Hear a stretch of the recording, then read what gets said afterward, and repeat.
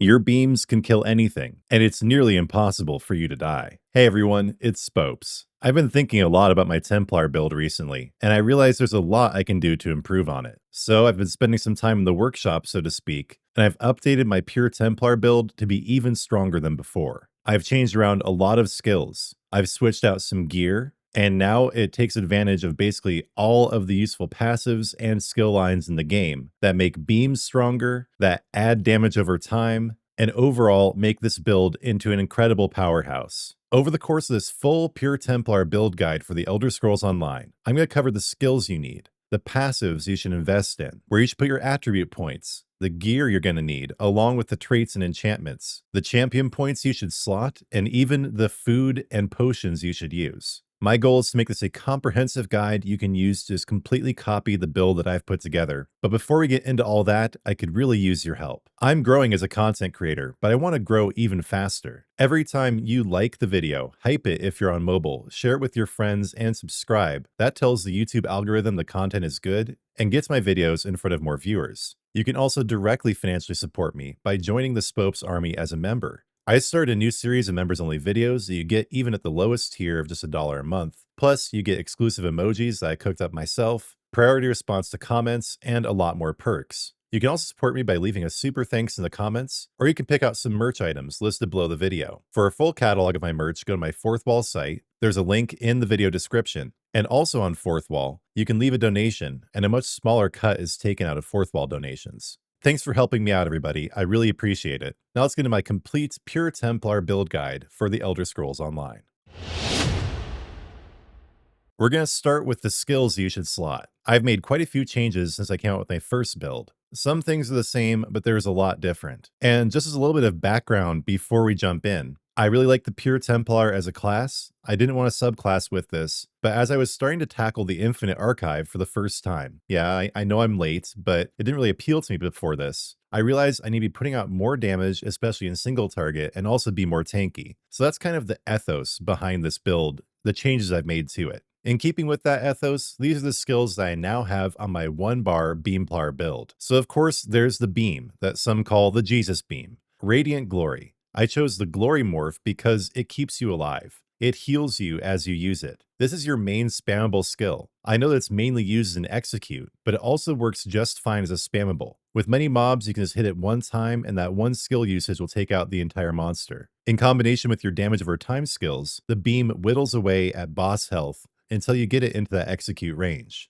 I also have Elemental Susceptibility, mainly because it's so good in Infinite Archive, but it's a great damage over time skill as well. This is from the Destruction Staff skill line, and you're going to be using a Destruction Staff with this character. Another Templar skill I have slotted is Ritual of Retribution. This clears status effects from you while dealing damage over time in a wide area. Speaking of damage over time, I've also slotted Structured Entropy from the Mage's Guild skill line. Getting this will require grinding through Mage's Guild if you haven't already. I also have Resolving Vigor from the Assault skill line. You'll need to get into PvP just a little bit to unlock that skill line, but even the introductory quest in Cyrodiil is enough to unlock it. And lastly, my ultimate is Everlasting Sweep. It procs very quickly, it gives you a damage over time aura that comes out of your character. It's a great way to stack DOTs, and you can use this ultimate very frequently while you're in combat. So those are the skills I've chosen. If you want to turn this into a mob clearing build, you can always swap in Puncturing Sweep for Radiant Glory. But I found this setup of skills to be absolutely excellent against bosses in the Infinite Archive, world bosses, arena bosses, etc. It is essentially a boss killing build. But also, as the enemies get stronger and stronger in the Infinite Archive, it works really well for taking them down one by one, while also doing damage over time in an area. Next, let's talk about the passive skills you're going to want to invest in to make this build even stronger. Firstly, you're going to want to get all of your class passives, so the passive skills in Adric's Spear, Dawn's Wrath, and Restoring Light. Because we are using all three types of armor with this build, you're going to want to max out the passives for all three armor types: light, medium, and heavy. As you can see, I haven't quite maxed out heavy myself, but I'm working on it. You're also going to want all of the Destruction Staff passives. And of course, all of your class passives. I recommend going with a High Elf, but you can also do Dark Elf for this build. There are also a couple of guild skill lines you're going to want to max out or at least get close to maxing out. In Mage's Guild, you're going to be using Structured Entropy as an active skill, but it's also worth it to get the passives Mage Adept, Everlasting Magic, and Magicka Controller. If you need help leveling Mage's Guild, I just came out with a video covering that exact subject. Similarly, you're going to want to get Undaunted to at least level 9. That's when you unlock both points in Undaunted Mettle, which gives you a considerable boost to your base stats, if you're using light, medium, and heavy armor all at the same time, which we are doing in this build. We'll get there in a second. And again, if you need help leveling Undaunted, I just came out with a video on that subject as well. And that's really all the passives you're going to need to make this build work. When it comes to attribute points, no big surprises, just put all 64 into Magicka. And as far as Mundus stones go, I chose the Thief. I had to sacrifice a little bit of critical chance to make this build tankier, and so that compensates for it. If you feel like your critical chance is high enough already, you may want to choose the Shadow instead.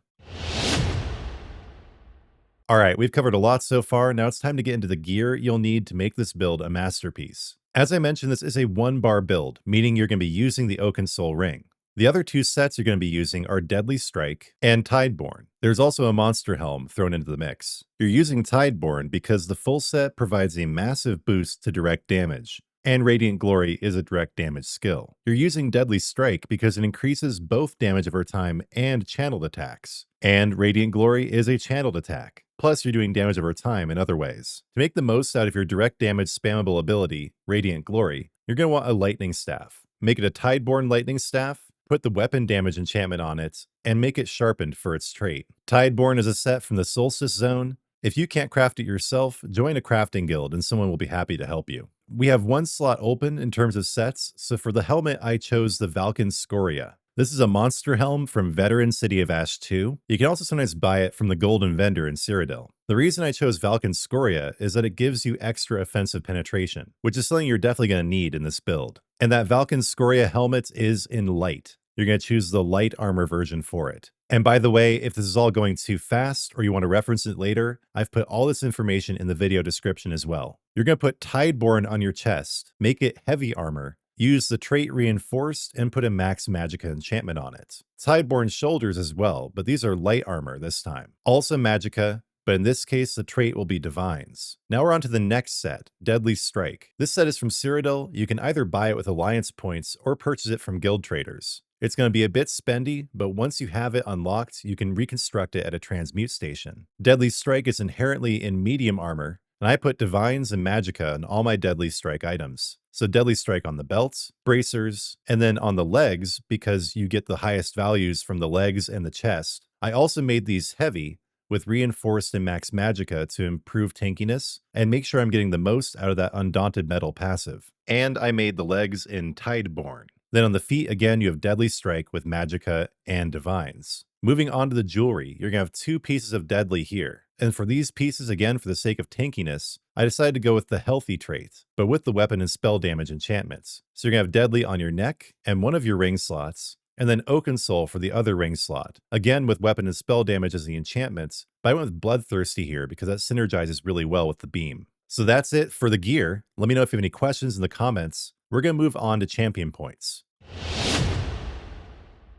The green tree is irrelevant here. I'm just going to ignore it. And for both the blue and the red trees, just get as many passives as you can. By the time you get to around CP 1600, you'll be able to get all the different passives. Then in terms of the 4 nodes I have slotted in the blue tree, there's Fighting Finesse for extra crit and crit healing, Master at Arms that increases direct damage, Reaving Blows that heals you while you do direct damage, and also Wrathful Strikes for extra weapon and spell damage. Over in the red tree, again, just get as many passives as you can, and then slot Celerity so you can move around a little bit faster to get out of the red circles, Rejuvenation for extra stat recovery, Fortified for extra armor, and Boundless Vitality for extra health. To be perfectly honest with you all, I am still figuring out which champion nodes are best for damage and tankiness in the Infinite Archive and against other bosses. If you have any suggestions for tweaks here, please do leave them in the comments. And now lastly, we're just going to cover what consumables you should use, and then call it good.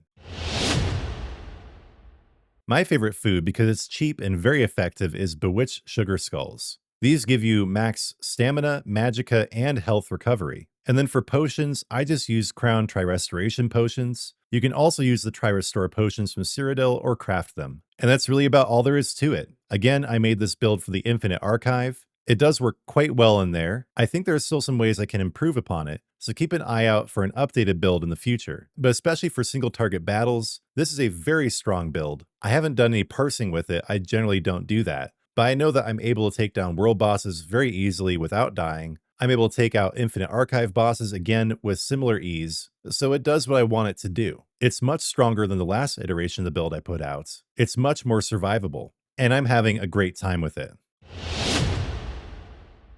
So to finish up, let's see if this world boss is back up. We'll spank him again. Yep, here we go. I'll show you the rotation. You're going to want to start out with elemental susceptibility because it has the longest cooldown. So pop that on him, then pop entropy, and then pop your ground effects. You're going to want to use your ultimate as soon as it comes up, and then just keep spamming beam. Depending on how long it takes you, you may have to use a few heavy attacks in there to regenerate your resource. And just keep an eye on your skill cooldowns to make sure that you have all your damage over time abilities up at once. Like I just ran out of entropy, got to cast that again, and now it's also time for susceptibility. And then time for another beam. Might as well pop Retribution again, and as you can see, he's already down to about half health. And I still have about half my Magicka. Entropy again, beam, Retribution, the destruction staff thingy, whatever that's called, I forget, and then back to beam. My ultimate is up again, there we go, and just a couple more beams will do it. Oh, just one more beam, actually. There we go. So I was never in any danger for a second. That was very easy to do. Bosses in the Infinite Archive tend to go down with as much ease all the way through Arc 2 and onto Arc 3 even.